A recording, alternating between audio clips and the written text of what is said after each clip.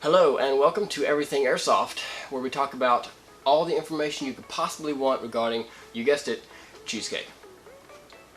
In this episode we're going to be talking about the Peltor Comtac 4 replica headset produced by Z Tactical. If you give me just a moment, I will put the headset on camera. I saved this just for you because it looks ridiculously awkward, and I thought you would enjoy that because you're really weird. Okay, here we go. I hope you're happy. I saved that just for you. Let me get this lead out of the way so it doesn't look stupid. And we will get right into the video. I'm going to wear it so you get an idea what it looks like. Ta-da. Okay, that's the right side, left side for you guys. And left side, right side for you guys. Alright, let's get into it. This headset's going to cost about $75 unless you shop around. If you shop around, you can get it more like $50. It was more expensive in the earlier days when it first came out, which would be a couple years ago. That's how long I've had it. So I paid somewhere around $75. Like I said, if you search around on the intranet, you can find it for about $50. Okay. Moving on, it integrates well with your helmet. If you get these adapter bars here, very cheap, like $15 if you look around for them. It really does mesh well with a Mitch 2000, 2001, 2003 style helmets. Okay, that's going to be a good route to go if you want to integrate it with the helmet. It's pretty convenient to get it set up.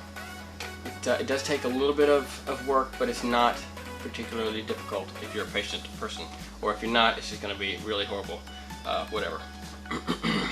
One thing that you'll notice is that once you get it attached to your helmet, it really cuts down on helmet movement when you're running, jumping, whatever kinds of movements you like to do during airsoft, I guess. I don't know. It does move a very slight amount, so slight that, like I said, you can't see it on the camera. You can only feel it as you wear in the system, and to be honest, the movement is very minimal. I am kind of making adjustments because I had it taken off a minute ago, but my bad on that.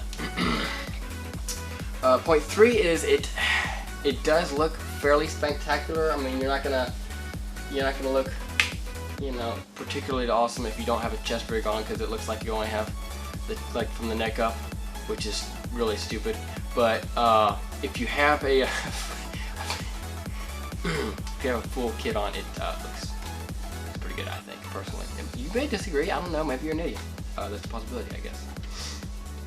Alright, let's talk about durability.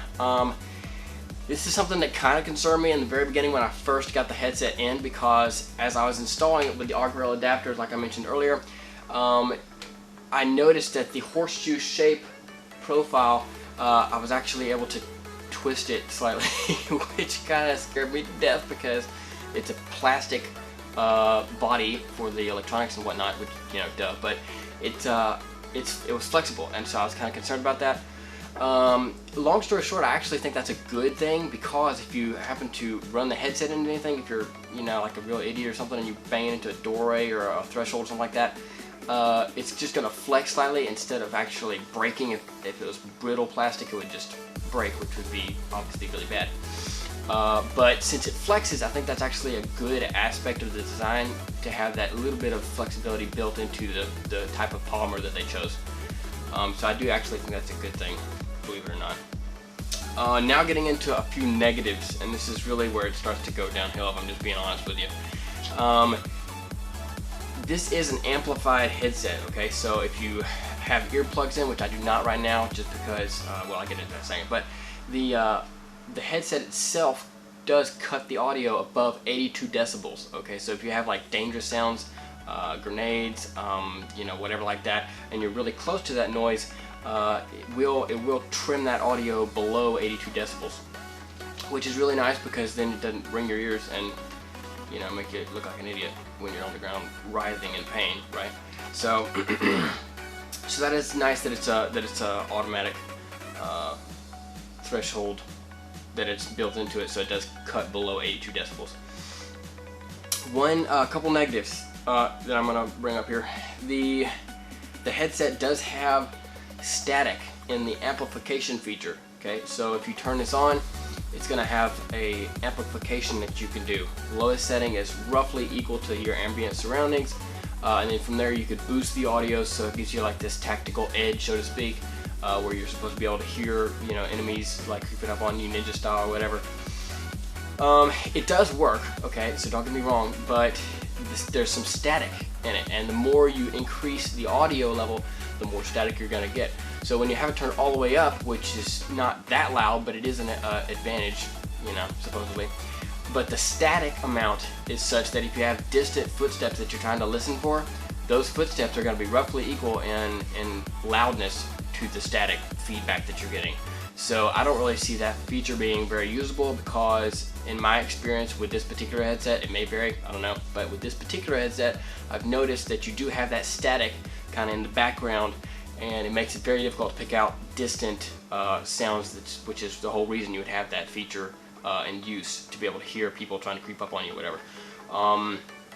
So that's kind of a moot point in my opinion. I basically just run the system at the lowest setting, or maybe one above lowest setting, which, like I said, is roughly ambient, you know, what you would normally hear without the headset on.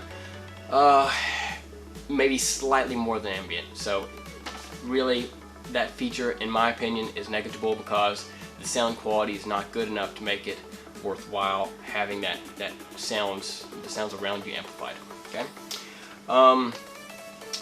There's also been this noise since the day I bought it, where whenever you go to click your push to talk, and like I said, I don't have the down lead from the headset plugged into anything, because I honestly not wear my kit, but when you have it plugged into your push to talk and you hit that push to talk to send transmission via your radio, there's this click. Whenever you push that button, there's an electronic click inside the headset that is, I would describe as very uncomfortable.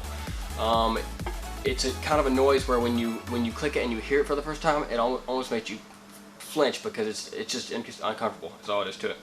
I don't know why it does that. I don't know if that's the design or if it's defective. As far as I know, it's the design, simply because it's a cheaper headset, and that's just what I've heard, you know, on the street or whatever. Okay. There's another thing that I wanted to mention on audio quality before we bounce on. I've had this unit for about 2 years. I purchased it in the very early part, 2018, which is why I wanted to do this review, so I have some real mileage, so to speak, on the unit. I really have some time under my belt putting it in the field and actually using it, so I feel like I have qualifications and giving in-depth thoughts on the performance of the unit. Recently, within the past 3 months, the unit has developed a sort of a noise, and the noise is similar to the static in the fact that it gets worse the more you amplify the sounds around you. If you have the sounds pretty low, it's not terrible, but it's still there, and it's not supposed to be. And the noise, the best way I can describe it, is a static electronic interference kind of noise, almost like when you take a plug and you plug it around a like a electric guitar or something like that, and you get that feedback. It's kind of like that, except it's very uncomfortable noise. I don't know why it's there. I don't know what's causing it, but it is there. And to be honest with you, there's absolutely no reason a product like this should fail after 2 years. It's ridiculous. Nextly, we have comfort, which the unit is fairly comfortable for small periods of time. It does have the cushioning, of course, on the inside of the cups, and it's, like I said, it is comfortable for short periods of time. If you're wearing safety glasses or safety goggles, whatever, and you have that strap going over your ear and underneath these pads on the inside, after about 2 hours or so, when you take the helmet off and you take the safety glasses off, you feel like you have a permanent indentation in your skull, because it's crushing the safety glasses, you know, that leg or whatever you call it, goes over your ear. It's crushing that into your skull, which is very uncomfortable after extended periods of time. You can wear it for 30 minutes, not a big deal. Hour, okay, whatever. Hour and a half, 2 hours, and then it's like, okay, I'm about to die. This is ridiculous. It is obviously diminished if you have like the really thin variation of safety glasses that you're wearing, but the ones that I have are normal. They're not thick, they're not fat, anything like that. They're just normal, and they, like I said, 2 hours and you feel like you're about to die, because it's just crushing those things into your skull, which is not, you can't avoid that unless you have a some kind of a goggle system that plugs into the arc rail and has like an elastic band that slides down, then you would mitigate that. Or if you have like an elastic strap that goes underneath, where it's a strap instead of an actual band that goes underneath the padding on the headset. In that case, you would get rid of that issue. But in my experience, if you wear regular safety glasses, which is the most convenient form of eye protection in my opinion, you're going to run into that discomfort after extended periods of time. So just keep that in mind if you're going that route.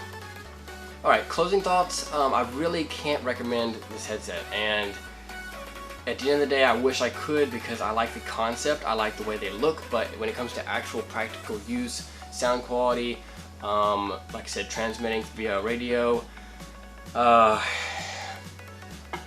comfort level, quality overall, I can't recommend it, especially considering the price point. Having said that, if you want to use them periodically, maybe you know, once a couple of months or something like that, they would last you for a fair amount of time. I use them pretty regularly in a relatively high noise environment, airsoft situation, and if you're going to be using them in that way, they're just not suitable, like I said, from my experience, in my opinion.